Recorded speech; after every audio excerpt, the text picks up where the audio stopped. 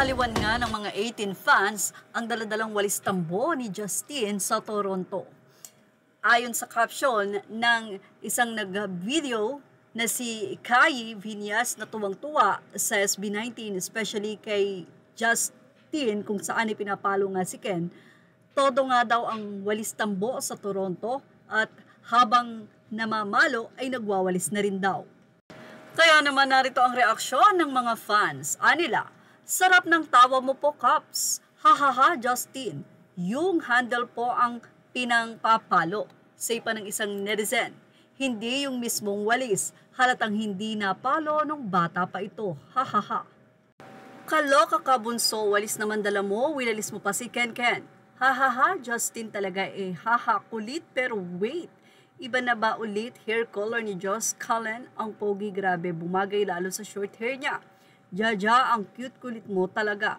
Hahaha, imported from the Philippines pa yan na walis tambo. I cannot imagine dito sa Hong Kong, we have 2 days concert here. Excited sa pamalo mo, Sir Ja. Say naman ng isang netizen, may nag-post daw na naghahanda ng walis tingting at ibibigay niya daw kay Ja. Hahaha.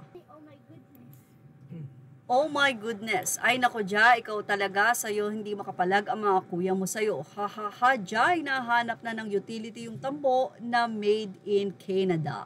So yan nga ang mga naging komento ng mga netizens sa nasabi nga pong performance ng SB19 na hindi lamang nagpe-perform kundi nagbibigay aliw. Hindi lang sila singer-dancer kundi komedyante rin. Samantala, excited naman sa July 30 ang mga fans, the 18 SB19 fans, sa nasabi nga pong collaboration ni Sarah G at ng SB19. G Music Independence record label owned by Sarah Geronimo, Joseph Sara, and Mateo Gudicelli. July 30 ay ilalabas nga ang Umaaligid. So marami na nga po ang nag-aabang nito dahil trending number 1 and number 2 na nga daw ito sa X.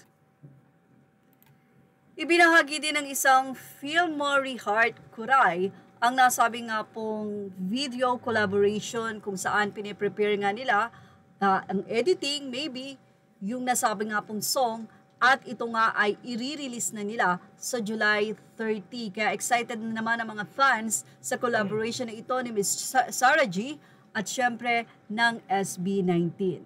Meron din silang show break. Well, tumutok lang po for more update, especially sa SB19. At salamat po sa pagtutok. Yan ang ating showbiz update. Images are all credit to the rightful owners. Thank you for watching. Please like, share, and subscribe.